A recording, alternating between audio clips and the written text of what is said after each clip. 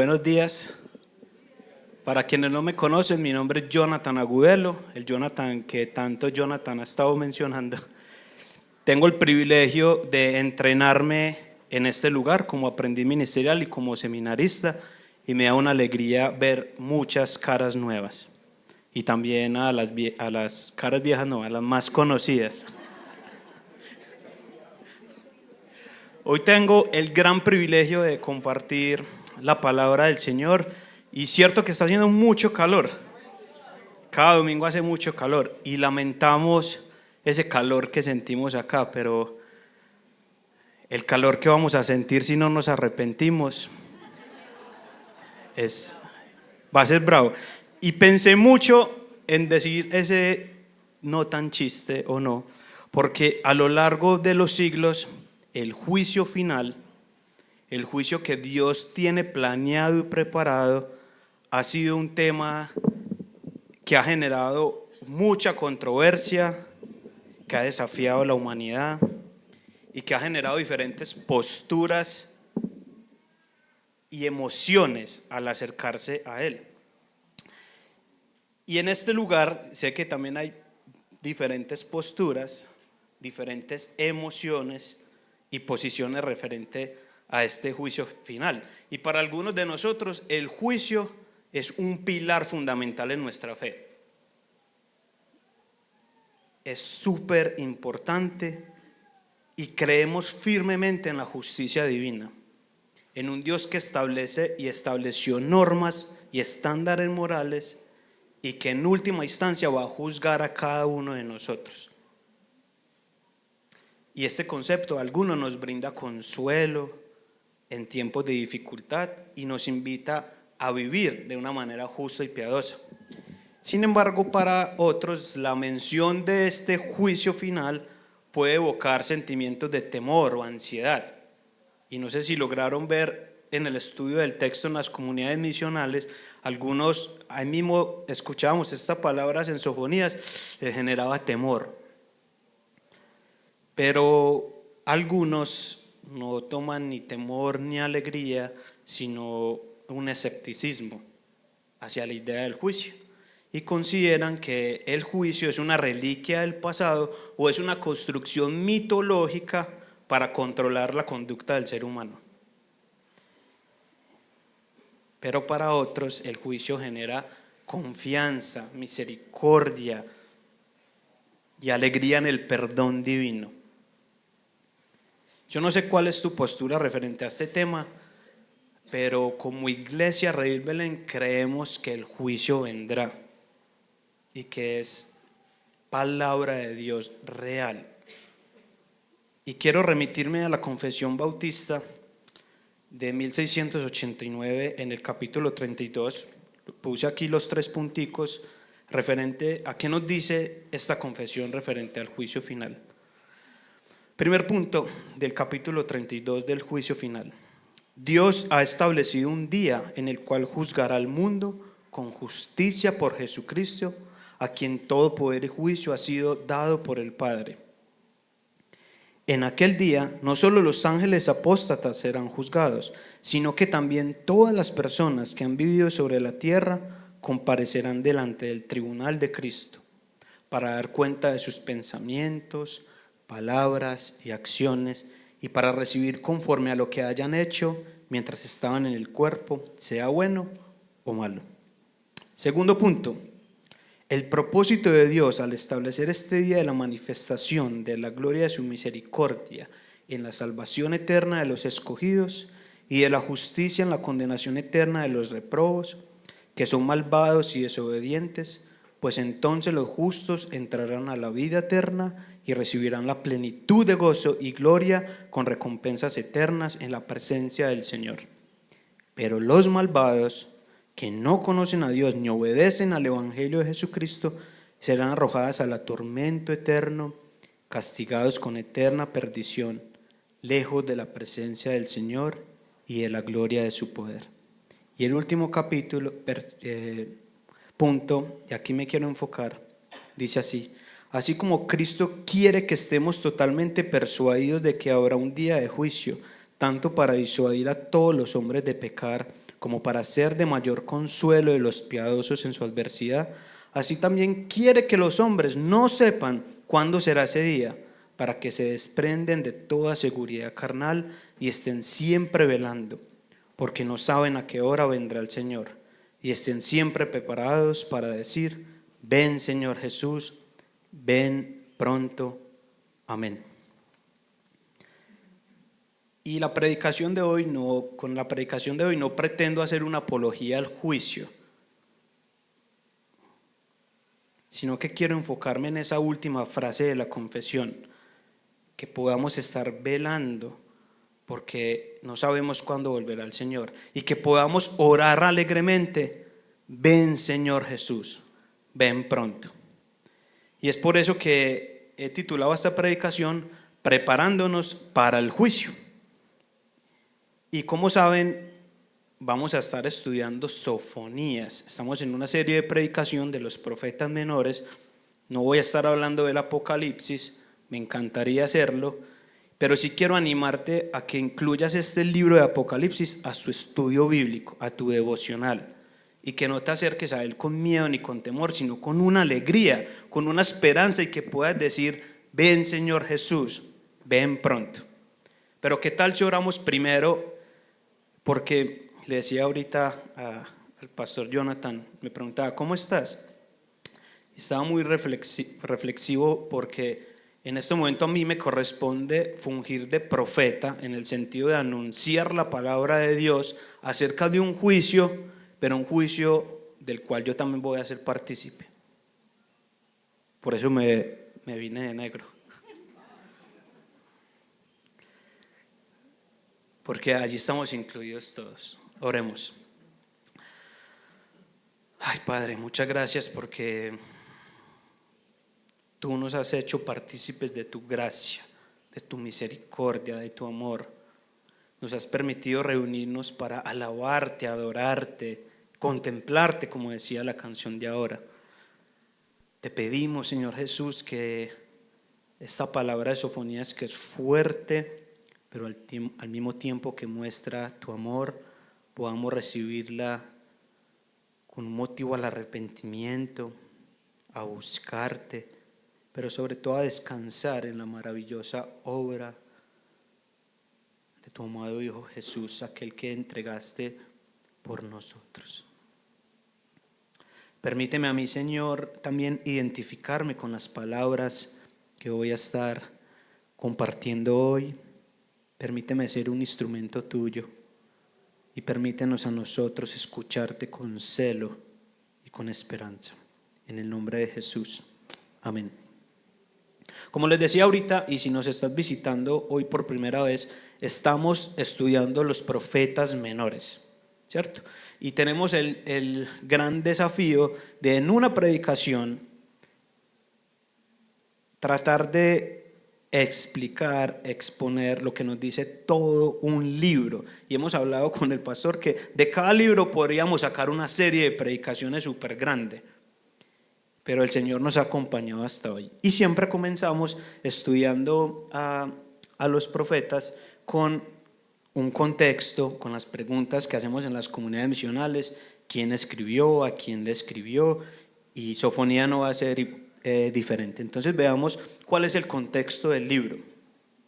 Sofonías profetizó en un tiempo de decadencia moral y espiritual para Judá, con la adoración de ídolos y la injusticia social. Es uno de los últimos profetas del preexilio hacia Babilonia para el reino de Judá. Y podríamos decir que es como la última advertencia a Judá acerca de esa invasión que llegaría a ellos. ¿Quién y a quién escribe? Sofonías nos dice en el capítulo 1, versículo 1: hijo de Cusi, hijo de Gedalías, hijo de Amarías, hijo de Ezequías, escriba de Judá. Y cuando en las escrituras nos encontramos genealogías tan largas, porque hay unas que solamente dicen el nombre del papá, o hemos visto algunos profetas que ni siquiera sabemos quién es, ni siquiera sabemos el papá. Es muy importante porque nos está diciendo de dónde proviene, en el tiempo de quién estuvieron, porque Sofonías viene de un tiempo muy amargo, muy fuerte en la decadencia moral. Y Sofonía significa Dios ha escogido o Dios ha atesorado. Porque como nos vamos a dar cuenta en Sofonías, sí hay un juicio, pero hay un remanente de Israel que iba a regocijarse en medio de todo esto. Describe al reino de Judá, cuándo y dónde, nos dice el capítulo 1, durante el reino de Josías. Eso es aproximadamente entre los 640 y 690 años antes de Cristo en el reino de Judá, y es muy importante, antes del exilio a Babilonia. ¿Por qué? Debido a la necesidad urgente de advertir a Judá y las naciones vecinas sobre el juicio inminente de Dios debido a su pecado y su apostasía. ¿Y para qué escribe? Para recordarles las advertencias de todos los profetas anteriores y para llamarlos al arrepentimiento y para fortalecer la fe de este fiel remanente de Dios. Y si pudiéramos ver cuál es el mayor tema que vemos en Sofonías, es acerca del día del Señor, acerca del juicio. Y el día del Señor, siempre que nos lo encontramos en las Escrituras, en el Antiguo Testamento, se refiere a varios sucesos. Un suceso es lo que les va a suceder a ellos. El día del Señor es el día cuando Babilonia los va a cautivar. Ese era el día del Señor. Pero el día del Señor también se refiere al juicio final que nos encontramos en el Apocalipsis. Entonces podemos estudiar Sofonías no solamente para el contexto de ellos, sino que si Sofonías se parara hoy acá, también nos estaría hablando y advirtiendo acerca del día del Señor, acerca del juicio. Entonces, la propuesta es que estudiemos a Sofonías en cómo nos preparamos para el juicio. Pero primero vamos a ver de qué trata el juicio en el primer capítulo y luego vamos a ver en el capítulo 2 y 3 cómo nos preparamos para ese juicio.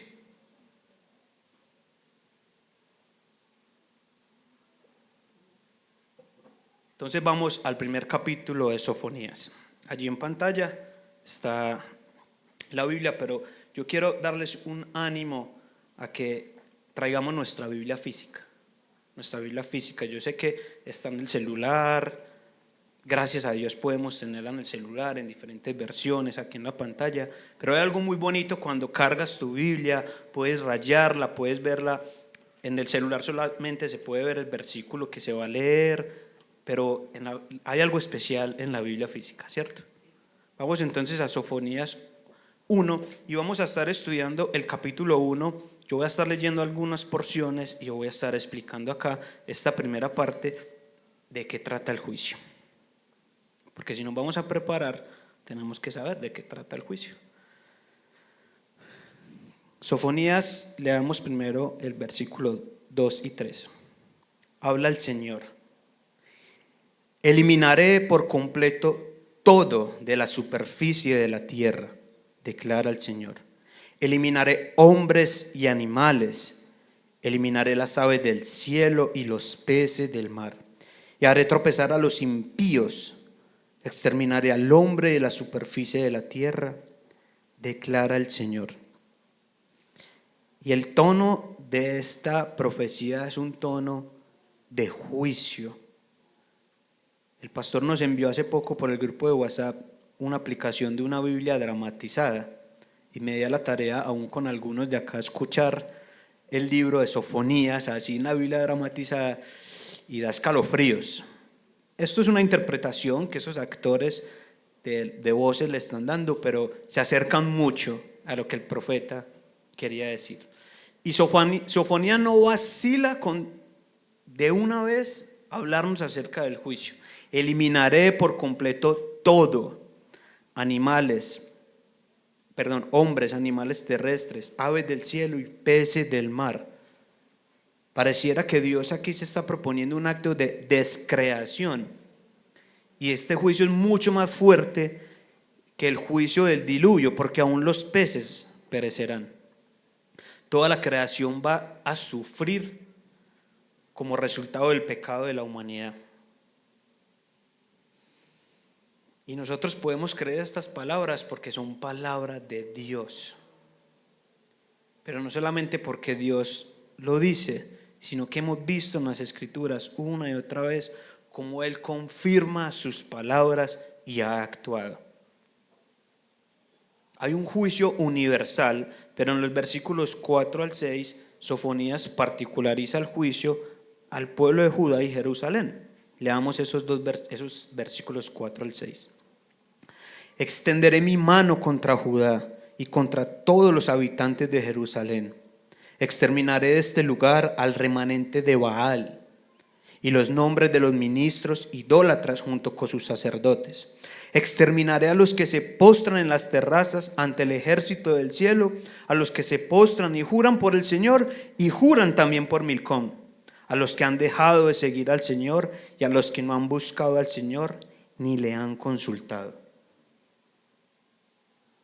La Biblia de Estudio de la Reforma dice respecto a estos 3 versículos que se denuncian 3 pecados: la idolatría, el sincretismo, ya voy a explicar qué es eso, y la indiferencia religiosa. Y vamos a ver uno por uno. La idolatría. En el libro El Catecismo de la Nueva Ciudad, Tim Keller define idolatría así: idolatría es confiar en que encontraremos esperanza, felicidad y significado en las cosas creadas y no en el Creador. Es poner cualquier cosa que no sea Dios en el lugar de Dios. Y yo creo que esto nos está hablando a nosotros, porque tal vez nosotros no adoramos a Baal. Baal era un dios de ese tiempo que lo adoraban todas las naciones paganas, pero Judá decidió también ir a adorar a Baal. Y tal vez nosotros no adoremos a Baal, ni tampoco le prendemos velitas a santos o algunas estatuas, pero ¿no les parece que nosotros sí tenemos nuestros propios ídolos? Dinero, sexo y poder son los más comunes. Y para eso los invito a leer, hay un libro de John Piper que se llama Viviendo en la Luz, Dinero, Sexo y Poder. Y también me recomendaron uno que nos dieron en Muestra Cristo, Dioses Falsos, de Tim Keller, si quieres abundar más acerca de la idolatría. Pero no solamente tenemos esos ídolos, sino ídolos muy marcados como la aprobación, la comodidad, el control. O hemos hecho de personas nuestros ídolos, esposos, esposas, hijos. O el más común, yo mismo, no yo Jonathan, sino cada yo. Esto nos está hablando a nosotros. ¿Quieres identificar a tus propios ídolos? Yo te voy a dejar unas preguntitas para que puedas identificarlos. Y puedes escribir ahí la pregunta, lo voy a decir lento porque es muy importante identificarlos. ¿Cuál es mi mayor pesadilla? ¿Por qué cosa me preocupo más? Si fracasé o perdí, ¿qué me habría hecho sentir que ni siquiera quería vivir? ¿O que me mantendría caminando? ¿En qué me consuelo cuando las cosas están difíciles? ¿O esta está fuerte? ¿Qué oración sin responder me haría pensar seriamente en alejarme de Dios? ¿Qué me hace sentir la persona más valiosa? ¿Qué es lo que me hace realmente feliz? Ahorita voy a hablar más de la idolatría, pero para responder a la pregunta que me hicieron por allí, ¿qué es sincretismo? R.C. Sproul define sincretismo como la incorporación o la combinación de religiones o filosofías extrañas a la fe cristiana. Entonces es cuando incorporamos religiones diferentes, filosofías diferentes de este mundo a la religión cristiana. Háblese de religión en el buen sentido de la palabra, a nuestra fe cristiana. Y eso es algo que se ve en el Antiguo Testamento. Una y otra vez el pueblo de Judá se dejaba, o más bien ellos decidían intrometer religiones paganas. En el Nuevo Testamento la iglesia luchó contra la influencia de la religión, de la cultura griega y romana. Y en el cristianismo moderno también hemos combinado ese pensamiento cristiano con una filosofía secular. Y pongámonos a pensar, yo le pregunté a Moni, a mi esposa, ¿tú crees que hemos dejado entrar a la iglesia? Y no solamente a Redil Belén, sino a la iglesia del Señor. Y ella me decía, yo creo que el rol de la mujer. Nos hemos dejado llevar del feminismo, de la libertad femenina, a propósito de la celebración de esta semana, y ha entrado la mentira de que la mujer no puede criar a los hijos. Ha entrado la mentira a la iglesia de que la mujer no se debe sujetar al marido, en el buen sentido de la palabra, en el mandato del Señor. Pero también dejamos entrar filosofías paganas cuando vemos a personas del mismo sexo casarse y personas cristianas dicen, pero es que se están amando, no le están haciendo daño a nadie. Hemos permitido que filosofías humanas paganas entren a la iglesia, entren a nuestra fe cristiana. Y la tercera denuncia, la indiferencia religiosa, que el texto es muy claro: personas que se han alejado de Dios o que definitivamente nunca han estado con Dios. Y para entender la idolatría, el sincretismo y la indiferencia religiosa, quiero que veamos un ejemplo de cómo el sincretismo ha permitido entrar ídolos a la iglesia y nos ha llevado a tener una indiferencia religiosa. Y pensemos solo en este ídolo: la prosperidad económica, y que tu carrera se convierta en lo más importante para ti. La prosperidad económica y tu carrera se han convertido en ídolos, en nuestros ídolos. Y eso nos lleva a trabajar demasiado, hasta el cansancio extremo. Nos puede llevar a ser despiadados, nos puede llevar a impedir el desarrollo de un corazón amoroso y de fruto. Por alcanzar esto a toda costa podemos herir amigos, familiares, y algunos los ha llevado a mentiras, a falsedad, a adulterio, porque lo más importante es alcanzar eso. Tanto que aún hasta estamos sacrificando a nuestros hijos para alcanzar esto. Aquí hay otro dios que menciona en el versículo 5, Milcom. Algunos también adoraban a Moloc. Y ustedes saben cómo era adorado Moloc en esa época. Le sacrificaban niños, literal, los mataban. Yo sé que nosotros ahora no adoramos a Moloc y no entregamos a muerte a nuestros niños, pero ¿cuántas veces los hemos sacrificado? Por trabajar y trabajar. Y hemos descuidado lo más importante de ellos, discipularlos. Y tal vez estamos obteniendo para ellos una buena carrera universitaria o que no le falte nada, pero niños que no están siendo discipulados por sus padres. Eso es algo de lo que varias familias de la iglesia nos hemos hecho conscientes. Y con eso también quiero decirle a esas familias, hombres, particularmente mujeres, se los van a decir, el Señor se los va a decir: buen siervo fiel, pero quiero decirles gracias por mostrar a Jesús así, porque sé y conozco de muchas familias de la iglesia que trabajan duro, porque no estoy diciendo que no trabajemos, trabajan duro, pero no sacrifican el discipulado de sus hijos. Y una generación en esta iglesia se está levantando de papás y mamás que levantan a sus hijos en el evangelio, porque no somos responsables de las decisiones que vayan a tomar, pero sí somos responsables de guiarlos en el evangelio. Entonces, dejamos que ese ídolo entrara a la iglesia. Eso está corrompiendo nuestra manera de vivir, de ver la vida. ¿Y saben por qué entró esto a la iglesia?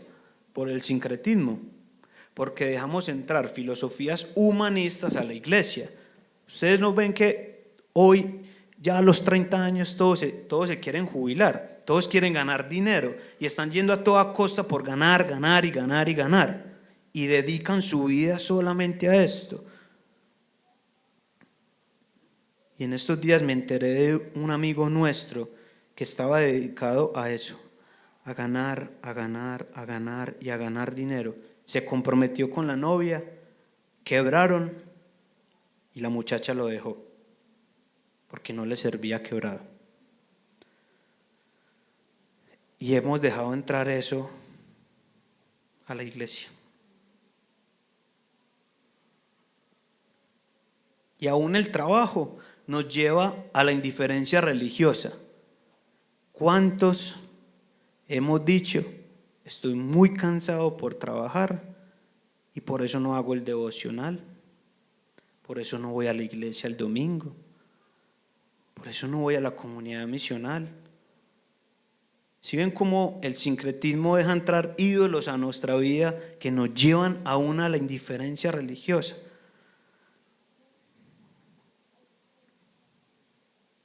Y yo entiendo que nos cansamos. Entiendo, el Señor nos mandó a descansar, pero no podemos descuidar las cosas importantes. Y esto me pasó a mí mismo. Los que me conocen saben que a mí me encanta las series, la televisión. Para mí descanso era sinónimo de tirarme en la cama a ver televisión. Y aquí mi esposa me sirviera porque era mi día de descanso.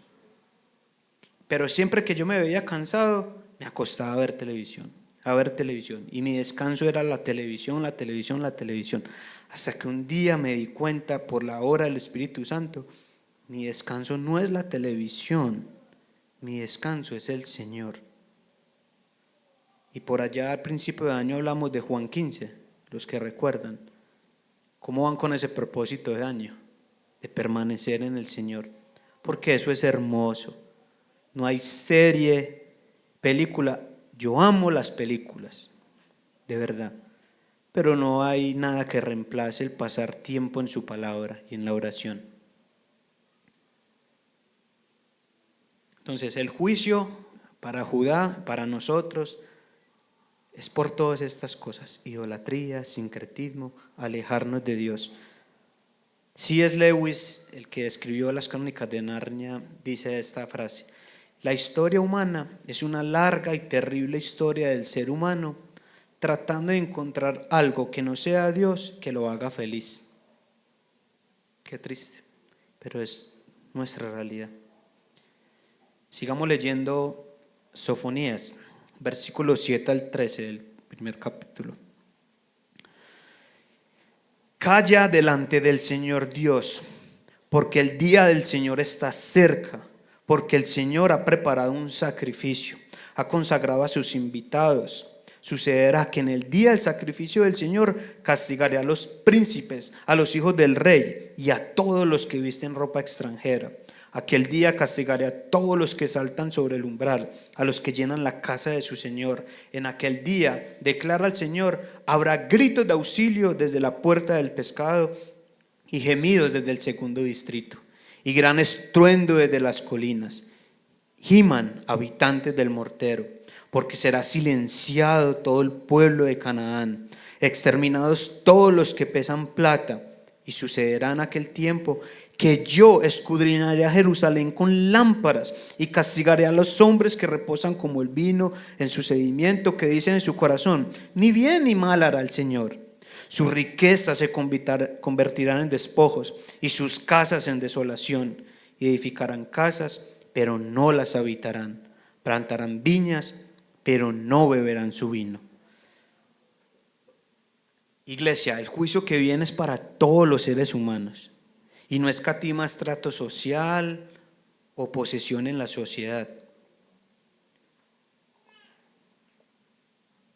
Estos versículos prometen el juicio para la realeza, para los comerciantes, y hace un énfasis en aquellos que reposan tranquilos en sus pecados, pensando, dijo un teólogo, como un gran relojero que creó el universo, le dio cuerda y lo dejó funcionando así, sin intervenir en él.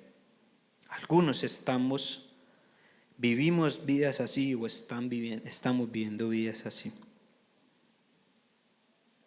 Hay quienes los que no creen en Dios o si existe, pero creen que Dios no tiene nada que ver con ellos y viven en sus pecados libremente.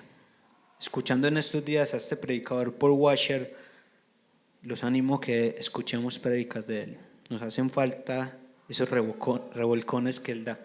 Él decía, hoy en día pasamos de vivir el versículo que dice todos estamos destituidos de la gloria de Dios, a decir todos nos estamos burlando de Dios, porque estamos viviendo vidas. Él se refería a aquellos que no buscan a Dios, que son conscientes de que son pecadores, pero ni le va ni le viene. Algo para reflexionar. Sigamos con los otros versículos de este capítulo. Cercano está el gran día del Señor, cercano y muy próximo. El clamor del día del Señor es amargo. Allí gritará el guerrero.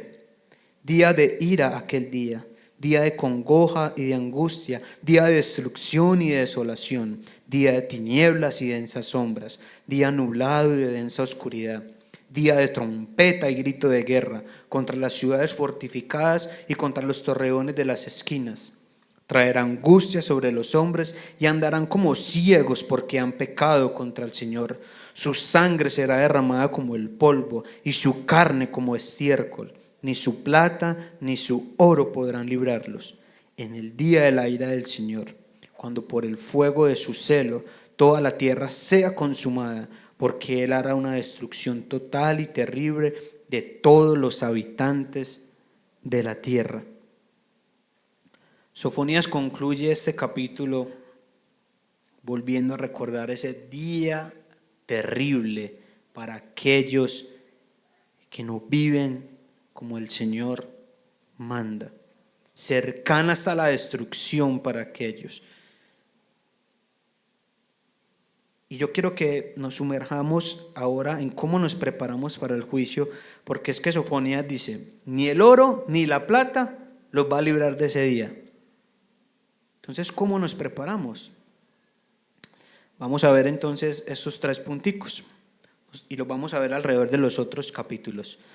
Nos preparamos buscando al Señor el arrepentimiento, nos preparamos viviendo en santidad y nos preparamos con esperanza en la restauración. Veamos primero el tema de buscar al Señor el arrepentimiento. En los primeros 3 versículos del capítulo 2, que fue el que estudiamos en las comunidades misionales. Congréguense, oh nación sin pudor, antes que entre en vigencia el decreto, como tamo pasa el día, antes que venga sobre ustedes el ardor de la ira del Señor, antes de que venga sobre ustedes el día de la ira del Señor. Busquen al Señor, todos ustedes humildes de la tierra, que han cumplido sus preceptos. Busquen la justicia, busquen la humildad, quizás serán protegidos del día de la ira del Señor. Y después de unas palabras tan fuertes de parte de Dios, Él mismo les está diciendo, búsquenme, arrepiéntanse antes de que este día llegue. Eso es como cuando con nuestros hijos nos llenamos de una indignación porque hicieron algo y nos enojamos tanto que explotamos y les decimos, no le vuelvo a dar esto, nunca más va a poder ver televisión, y los castigamos con castigos demasiado drásticos. Y más adelante como que recapacitamos y le bajamos un poquito al término del castigo. Algo parecido está pasando acá, porque el juicio de Dios viene, pero viene de nuevo con gracia y misericordia. Búsquenme antes de que esto suceda. Definitivamente esa visión de que el Dios del Antiguo Testamento y el Nuevo Testamento es diferente es completamente falso, porque se creen que en el Antiguo Testamento era un Dios fuerte de ira y en el Nuevo uno de amor. ¿Usted no les parece que aquí hay mucho amor? Sí hay un juicio, pero hay mucho amor al decir, búsquenme antes de que venga este juicio. Y en el Nuevo Testamento también está la ira de Dios. ¿Recuerdan Ananías y Zafira? Por una mentira murieron automáticamente. Pero la ira de Dios en el Nuevo Testamento se ve en un lugar, en la cruz, en la persona de Jesús recibiendo esa ira. Y después de esas palabras tan duras de Sofonía nos está diciendo, busquen a Dios. Y hace un llamado al arrepentimiento genuino, un arrepentimiento que solo los humildes, como dice el texto, versículo 3, pueden alcanzar. Y aquí en este contexto humilde no se refiere a pobres o no se refiere a nada de esto de riqueza, más bien se refiere a pobres en espíritu, como Jesús en las bienaventuranzas dijo en Mateo 5:3, bienaventurados los pobres en espíritu, pues de ellos es el reino de Dios. Bienaventurados aquellos que dejan su orgullo al lado y reconocen, soy un pecador y necesito un Salvador. Y esto más que hablarnos de nosotros, nos habla del amor de Dios. Estudiando el texto recordé una historia que le escuché al pastor Diego Cardona, una historia que aparece en la literatura y se comprobó que es verídica. Y este es un joven que se había ido de la casa, había peleado con los papás, se había portado mal, desobedeció a sus padres, se fue y empezó a vivir una vida de drogas, alcohol y otros malos hábitos. Pero empezó a extrañar a sus papás y se decía, yo quiero volver a casa. Yo no sé si ellos me van a aceptar de vuelta, pero lo voy a intentar. Y escribió una carta. Papá, mamá, yo sé que traje vergüenza a sus vidas, acabé con la fortuna de la familia, con el honor de la familia, y ustedes tienen todo el derecho de ni siquiera querer volverme a ver, pero yo quiero volver. Ustedes saben que desde la ventana de la casa se logra ver el pueblo y se logra ver la estación del metro. Yo les voy a pedir un favor. A esta hora que va a pasar mi tren, desde esa ventanita que se ve de la casa, si quieren que yo regrese, saquen un pañuelito blanco y lo volean. Y si no desean que yo regrese, yo lo voy a comprender, no saquen nada y yo voy a seguir derecho.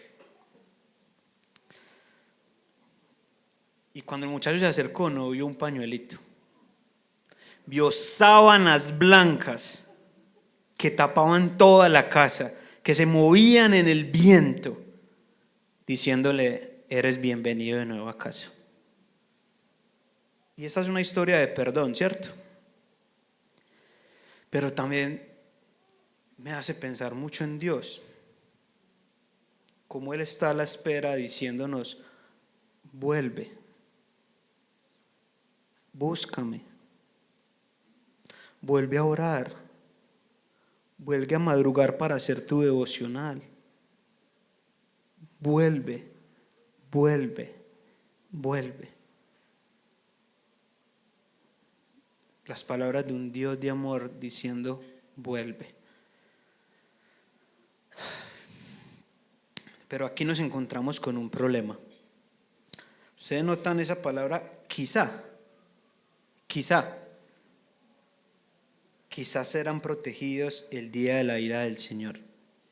Pero esa palabra quizá esconde una teología muy hermosa. Nos dice que el resultado de esa petición de arrepentirse no depende de nosotros, sino que proviene de Dios. Porque, amigos, hermanos, nuestra justicia, nuestra salvación depende completa y únicamente de Dios. Como dice Romanos 3, porque por las obras de la ley ningún ser humano será justificado delante de Él, sino que todos son justificados gratuitamente por su gracia, por medio de la rendición que es en Cristo Jesús, a quien Dios exhibió públicamente como propiciación por su sangre a través de la fe. Nosotros podemos arrepentirnos, podemos volver a Dios, buscarlo, porque Jesús es nuestra justicia. Porque Jesús, con su muerte y resurrección, permite reconciliarnos con Dios.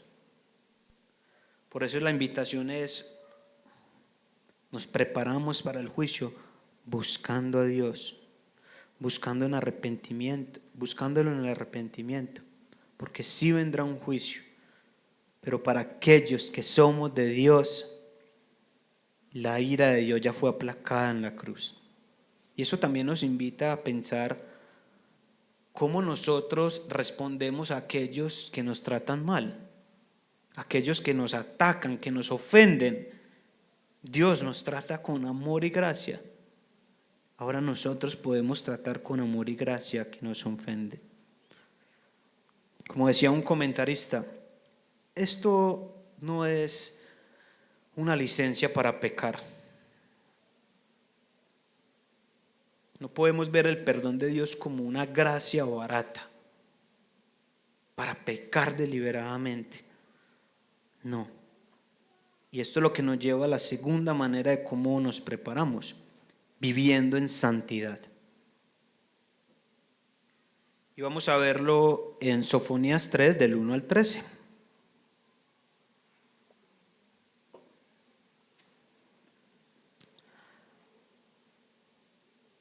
Ay de la rebelde y contaminada, la ciudad opresora.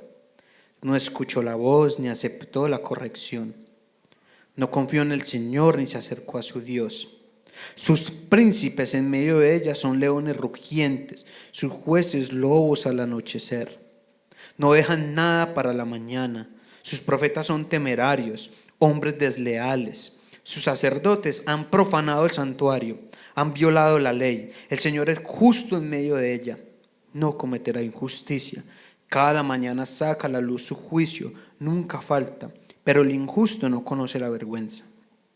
Yo he exterminado naciones, sus torreones están en ruinas y se desierta sus calles sin que nadie pase por ellas. Sus ciudades están desoladas, sin nombre alguno, sin ningún habitante. Dije: ciertamente me temerás, aceptarás corrección. Entonces no será destruida su morada, a pesar de todo lo que yo había determinado sobre ella. Pero ellos se apresuraron a corromper todas sus acciones. Por tanto, espérenme, declara el Señor, hasta el día en que me levante como testigo, porque mi decisión es reunir a las naciones, juntar a los reinos, para derramar sobre ellos mi indignación, todo el ardor de mi ira, porque el fuego de mi celo, toda la tierra será consumida. En este tiempo daré a los pueblos labios puros, para que todos ellos invoquen el nombre del Señor, para que les sirvan de común acuerdo.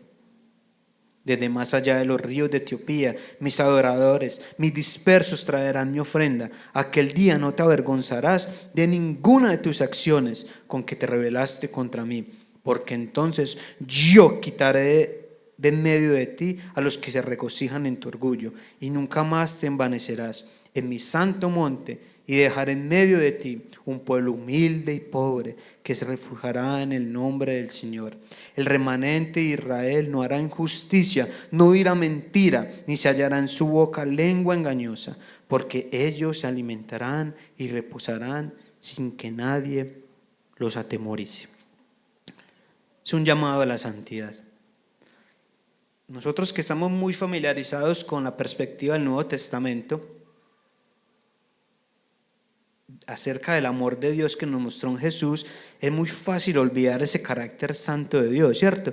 ¿Y se acuerdan cuando por allá el año pasado empezamos esta serie? En la introducción el pastor nos decía que había un temor santo con esta serie de predicaciones, porque veníamos de hablar por 2 años acerca de Mateo. ¿Se acuerdan que estuvimos viendo a Mateo y estábamos viendo la gracia, el amor de Dios? Y vamos a este y pasamos a esta serie donde hay juicio, donde hemos estudiado la ira, se nos ha olvidado muchas veces la santidad y la justicia de Dios. Y creo que eso también es un grave error que hemos permitido entrar a la iglesia.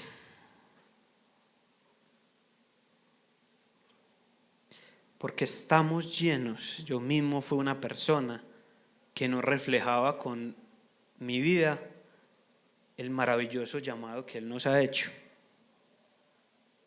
Y hemos visto profeta tras profeta, un Dios santo, un Dios que nos llama a la santidad. Sean santos porque yo soy santo. Porque la santidad siempre fue la manera como la que Dios quiso que su pueblo se vistiera, se viera. Ser santo significa apartado, consagrado, pero no como un bicho raro. Lo que Dios quiso fue que su pueblo viviera bajo sus normas, bajo su ley, para ser testimonio a otras naciones. Y hemos perdido la santidad de nuestros días. Pedro nos anima en 1 de Pedro 1 a ser sobrios, a vivir de acuerdo a la manera de vivir que Dios nos dio. Es el que nos recuerda: sean santos porque yo soy santo. Y se invocan como Padre, dice Pedro, aquel que imparcialmente juzga según la obra de cada uno, condúzcase con temor durante su peregrinación. Definitivamente, creo, mis hermanos, el cristianismo actual ha abandonado la santidad. Y somos como esos del capítulo 1 que decimos: ni bien ni mal hará el Señor.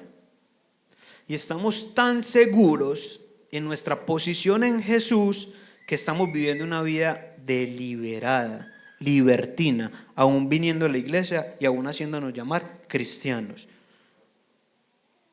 Pero mucho cuidado, porque como vimos en Mateo, en aquellos días muchos me llamarán Señor, Señor, pero yo les diré: nunca los conocí, hacedores de maldad. Y con esto me puse a pensar que nosotros somos muchas veces como ese hijo envuelto en el alcohol, que la mamá le dice: yo no lo voy a dejar entrar a la casa así. Pero él se aprovecha que la mamá lo ama y él sabe que la mamá no es capaz de dejarlo allá afuera. Y alguien dijo que ese hombre mangonea a la mamá. Mucho cuidado, porque nosotros creemos estar mangoneando a Dios, pensando que porque Él es un Dios de amor, y lo es, podemos vivir como queramos. Y cuidado, porque la gracia de Dios tiene un día del límite y va a venir a juzgar. Por eso les decía que es muy bueno que escuchemos prédicas que nos animen a la santidad, porque somos nación santa, pueblo adquirido por Dios, y tenemos que vivir esa vida en nuestra realidad cotidiana. Pero entonces, ¿cómo somos santos? ¿Cómo podemos ser santos en este mundo? Les conviene que yo me vaya, le dijo Jesús a sus discípulos cuando iba a morir. ¿Por qué les convenía? Porque si no me voy, el Consolador, Paracletos, como se le dice en griego, no vendrá a ustedes, pero si me voy, se los enviaré. Y cuando Él venga, convencerá al mundo de pecado, de justicia y de juicio. El Espíritu Santo es el mayor recurso para la santidad. Y aquí yo quiero hacer una diferencia entre aquel que cree en Jesús y aquel que no cree en Jesús. El Espíritu Santo es esa diferencia. Porque aquel que cree en Jesús verdaderamente y ha sido salvo por Él, el Espíritu Santo lo convence de pecado y le duele el pecado y llora porque pecó contra su Padre.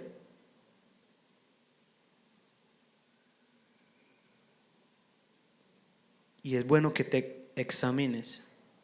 ¿Te está doliendo el pecado? que nos examinemos más bien. ¿Nos está doliendo el pecado? Porque si no nos está doliendo, hay un interrogante. Si realmente sí hemos creído y si podemos tener ese título de ser cristianos.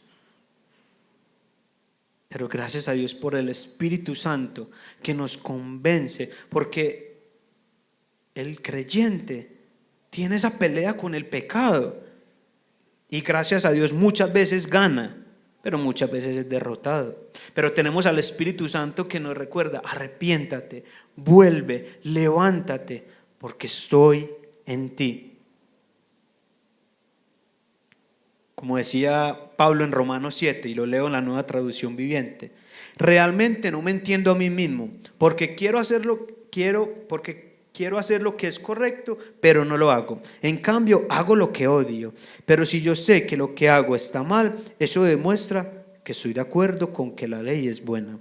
Entonces no soy el que hace lo que está mal, sino el pecado que vive en mí. Yo sé que en mí, es decir, en mi naturaleza pecaminosa, continúa Pablo, no existe nada bueno. Quiero hacer lo que es correcto, pero no puedo. Quiero hacer lo que es bueno, pero no lo hago. No quiero hacer lo que está mal, pero igual lo hago. Ahora, si hago lo que no quiero hacer, realmente no soy yo el que hace lo que está mal, sino el pecado que vive en mí. Romanos, otra carta para que introduzcas en tu devocional. Y lo que nos está diciendo Pablo acá es que definitivamente entre nosotros hay un poder, hay una naturaleza, hay un software que nos inclina al mal, que nos inclina a alejarnos de Dios, a pecar. Pero gloria al Dios por nuestro Señor Jesucristo, que nos ha liberado y nos libra de este cuerpo de muerte. Gloria al Padre, al Hijo, que nos envió al Espíritu Santo, porque ahora, como dice Gálatas 5 y 6, no solamente está la naturaleza pecaminosa, sino el Espíritu peleando por nosotros y diciéndonos: no se deje guiar por el mal, déjese guiar por el Espíritu. Gloria a Dios por eso. Ya podemos luchar por nuestra santidad, ya podemos luchar por demostrar que somos hijos de Dios.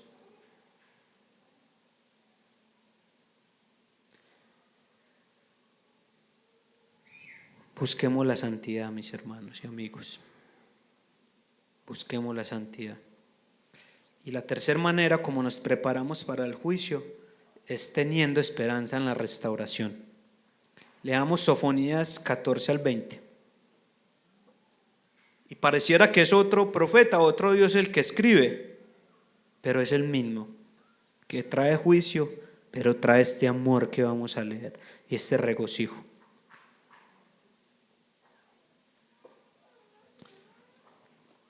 Canta jubilosa, hija de Sión, lanza gritos de alegría, Israel, alégrate y regocíjate de todo corazón, hija de Jerusalén. El Señor ha retirado sus juicios contra ti, ha expulsado a tus enemigos. El Rey de Israel, el Señor, está en medio de ti. Ya no temerás mal alguno. Aquel día le dirán a Jerusalén: no temas, Sión, no desfallezcan tus manos. El Señor tu Dios está en medio de ti, guerrero victorioso, se gozará en ti con alegría. Dios se va a gozar con nosotros. En su amor guardará silencio, se regocijarán por ti con cantos de júbilo. Reuniré a los que se afligen por las fiestas señaladas. Tuyos son, oh Sión, el oprobio del destierro es una carga para ellos. En aquel tiempo me ocuparé de todos tus opresores, salvaré a la coja y recogeré a la desterrada, y convertiré su vergüenza en alabanza y renombre en toda la tierra. En aquel tiempo los traeré, en aquel tiempo los reuniré, ciertamente les daré renombre y alabanza entre todos los pueblos de la tierra, cuando yo haga volver a sus cautivos ante sus ojos, dice el Señor. Dios está obligado por su rectitud y por su justa santidad a castigar el pecado. Pero Él también es un Dios de amor, compasivo, lleno de gracia. Y esto nos quiere decir que la tierra no será completamente destruida.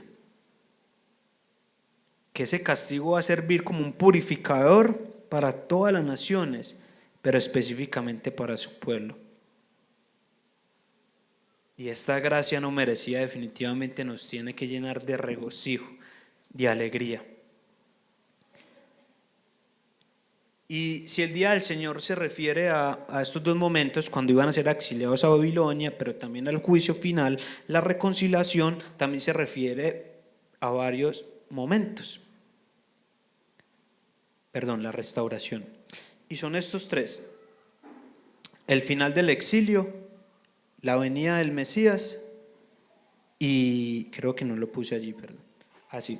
Y la restauración final. ¿Por qué era una restauración el final del exilio? Recuerden, por allá en Jeremías nos dice que iban a ser 70 años de cautiverio. Esa restauración es cuando Él los iba a volver a su tierra después de esos 70 años. Porque recordemos, el pueblo está allá porque hay un mundo caído, porque Babilonia conquistó la tierra, pero también porque estaban siendo disciplinados por Dios. Pero en medio de eso los estaba limpiando, los estaba seduciendo, les estaba mostrando su fidelidad. Y el regreso generó tanto impacto que cuando regresaron, reconstruyeron el templo, el lugar donde iban a adorar a Dios. Y así como Dios había profetizado a través de Jeremías, Babilonia cayó. Y Dios demostró que sus promesas son verdad. Pero otro momento de restauración es la promesa del Mesías. Porque el Antiguo Testamento, aún desde la caída de Adán y Eva, estaba preparando, estaba mostrando que vendría el Mesías, ya no a liberarlos de una nación, sino a liberarlos de la ira de Dios a causa por nuestro pecado. Y lo interesante es que a este Judá también se le había profetizado que este Mesías iba a venir de él. Por eso se le conoce a Jesús como el león de la tribu de Judá. Eso pasó por allá en Génesis, cuando Jacob le profetizó a sus hijos, y cuando llegó a su hijo Judá le dijo que de él iba a venir un gobernante que vendría a reinar. Y eso fue lo que hizo Jesús, venir, y desde que llegó empezó a inaugurar el reino de Dios, empezó a inaugurar la restauración final que vamos a ver ahorita. Jesús vino, vivió, murió y resucitó. Y por allá en Apocalipsis 5 nos recuerda Juan: entonces uno de los ancianos me dijo, no llores, mira al león de la tribu de Judá, la raíz de David ha vencido para abrir el libro y sus 7 sellos. Ese Mesías vino a morir por nuestros pecados, pero ese Mesías volverá y traerá esa restauración final, la restauración de todas las cosas. Y me pareció muy pertinente traer de nuevo, hablando del curso de fundamentos, este gráfico de la gran historia, porque esto es la primera clase del curso de fundamentos. Eso no quiere decir que no van a ir, porque allí nos sumergimos más y recordamos esta gran historia, que nosotros hacemos parte de ella, como Dios creó un mundo perfecto, hermoso, donde la relación que teníamos con Él era perfecta, allí con Adán y Eva. Pero nosotros decidimos decirle a Dios, yo no quiero hacer las cosas a tu manera. Y empezamos a buscar otras fuentes, ídolos, sincretismo, indiferencia religiosa. Y llegó la caída. Y todos estamos destituidos de la gloria de Dios. Pero gloria a Dios por Jesús. Como les decía ahorita, la ira de Dios en el Nuevo Testamento se ve en la cruz. Y por eso allí está este corazón y este trueno como de juicio. Porque el juicio y el amor de Dios se unen en la cruz para traernos la redención. Y tenemos una promesa hermosa, que desde este momento que vino la cruz, está recuperando el diseño, está restaurando todas las cosas. Y pasará lo que dice Apocalipsis. Entonces vi un cielo nuevo y una tierra nueva, porque el primer cielo y la primera tierra pasaron y el mar ya no existe. Y vi la ciudad santa, la nueva Jerusalén, que descendía del cielo de Dios, preparada como una novia ataviada para su esposo. Entonces oí una gran voz que decía desde el trono: el tabernáculo de Dios estará entre los hombres, y Él habitará entre ellos, y ellos serán su pueblo, y Dios mismo estará entre ellos. Él enjuagará toda lágrima de sus ojos, y ya no habrá muerte, ni habrá más duelo, ni clamor, ni dolor, porque las primeras cosas han pasado. Nosotros nos tenemos que regocijar porque el Señor regrese, y tenemos que declarar, como lo declara la confesión de fe: vuelve, Señor Jesús, porque Él va a venir a restaurar todo y la presencia del pecado ya no va a estar en medio de nosotros. Pero nosotros seguimos viviendo en un mundo caído, ¿cierto? Nosotros vivimos en algunas Babilonias que nos cautivan. Nosotros, como leíamos en Pedro ahorita, somos peregrinos en esta tierra. Esta no es nuestra tierra. Nuestra tierra es allá en el cielo. Pero entonces, Jonathan, ¿cómo nos mantenemos firmes en estos tiempos difíciles, en estas Babilonias? ¿Cómo yo me santifico en un mundo caído? Y quiero concluir respondiendo a esta pregunta. Ustedes saben que Dios envía cartas, que envió una carta. Resulta que mientras el pueblo de Judá estaba cautivo, Dios les envió una carta. Y la encontramos en Jeremías 29. Por el tiempo no puedo leer toda la carta, pero los animo a que puedan leerla en su casa y estudiarla. Voy a leer solo los primeros versículos y me voy a remitir al versículo 4. Una carta a los exiliados, a los que estaban allá sufriendo a causa de la disciplina y a causa de un mundo caído. Escuchemos esto como si Dios nos lo dijera a nosotros. Así dice el Señor de los ejércitos, el Dios de Israel, a todos los desterrados que envía al desierto de Jerusalén a Babilonia: edifiquen casas y habítenlas, planten huertos y coman de su fruto, tomen mujeres y tengan hijos e hijas, tomen mujeres para sus hijos y den a sus hijas a maridos, para que se den a luz hijos e hijas, y multiplíquense allí y no disminuyan, y busquen el bienestar de la ciudad a donde los he desterrado, y rueguen al Señor por ella, porque en su bienestar tendrán bienestar. Porque así dice el Señor de los ejércitos, el Dios de Israel: que no los engañen sus profetas, que están en medio de ustedes, ni sus adivinos, ni escuchen los sueños que tienen, porque les profetizan falsamente mi nombre. Yo no los he enviado, declara el Señor. Somos llamados a buscar a Dios, el arrepentimiento, a vivir en santidad, y somos llamados a vivir en esperanza, con un propósito mayor: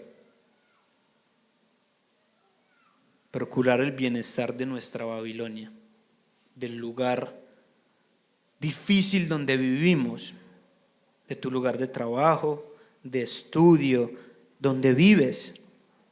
Somos llamados a ser partícipes de la restauración. Dios nos ha hecho colaboradores. ¿No les parece eso muy hermoso? Nos ha hecho colaboradores suyos para traer la restauración. Por eso es que hacemos tantos esfuerzos cuando vienen los hermanos americanos para hacer estos eventos. Por eso es que en las comunidades misionales estamos orando por personas que nos siguen al Señor o que se han alejado del Señor. Por eso es que damos de nuestro dinero para que el reino de Dios se siga expandiendo. Por eso es que en tu lugar de trabajo hablas no solamente por medio de tu manera de vivir, sino cómo trabajas, cómo actúas, cómo hablas acerca del jefe.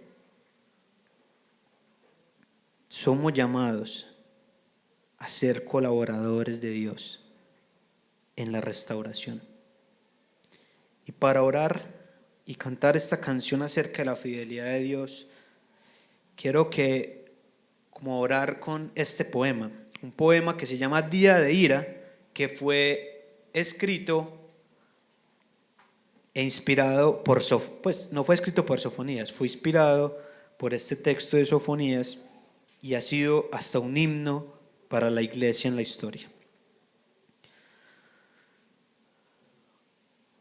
Será un día de ira, aquel día en que el mundo se reduzca a cenizas, como predijeron todas las profecías. Cuánto terror habrá en el futuro cuando el juez haya de venir para hacer estrictas cuentas. La trompeta resonará terrible por todo el reino de los muertos para reunir a todos ante el trono. La muerte y la naturaleza se asombrarán cuando todo lo creado resucite para responder ante su juez. Se abrirá el libro escrito que todo lo contiene y porque el mundo será juzgado. Entonces el juez tomará asiento, todo lo oculto se mostrará y nada quedará impune. ¿De qué alegaré entonces, pobre de mí? ¿De qué protector invocaré ayuda, si ni siquiera el justo se sentirá seguro? Rey de tremenda majestad, tú que salvas solo por tu gracia, sálvame, fuente de piedad. Acuérdate, piadoso Jesús, que soy la causa de tu calvario. No me pierdas ese día. Por buscarme te sentaste agotado, por rendirme sufriste en la cruz. Que tanto esfuerzo no sea en vano. Justo juez de los castigos, concédeme el regalo del perdón antes del día del juicio. Sollozo porque soy culpable, la culpa sonroja mi rostro. Perdona a Dios a este suplicante. Tú que absolviste a Magdalena y escuchaste la súplica del ladrón, dame a mí también esperanza. Mis plegarias no son dignas, pero tú, que actúas con bondad, no permitas que ardan el fuego eterno. Colócame entre tu rebaño y sepárame de los impíos, situándome a tu derecha. Condenados los malditos, arrojados a las llamas acerbas, llámame entre los benditos. Te ruego compungido y de rodillas, con el corazón contrito, casi en cenizas, que cuides de mí en el final. Será de lágrimas aquel día en que el polvo resurja, el hombre culpable para ser juzgado. Perdónalo entonces, oh Dios, Señor de piedad, Jesús, y concede el descanso. Padre, reconocemos, como lo hacíamos ahorita, que hemos pecado en contra de ti, que no hemos vivido esa vida digna del llamado que tú nos hiciste, que pareciera que no nos importara la muerte de Cristo, porque con nuestra vida no la reflejamos. Perdónanos, Señor. Perdónanos, Señor, para que podamos vivir en esta vida no temerosos porque tú vuelvas, sino gozosos y alegres porque nos has perdonado, porque nos perdonas cada vez que pecamos y porque volverás y podremos reinar contigo. Perdónanos, por favor.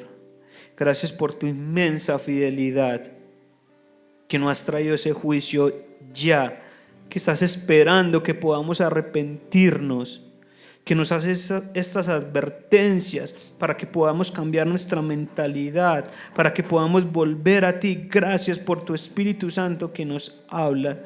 Y si hay alguien que esté aquí, que tu Espíritu Santo todavía no le está hablando, por favor, Señor, tráelo hacia ti, Señor. Que tu Espíritu Santo haga esa obra maravillosa en sus vidas, por favor.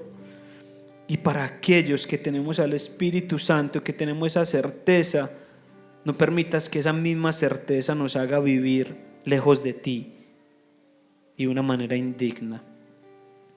Hoy adoramos tu fidelidad y te pedimos perdón por nuestra infidelidad. Amén.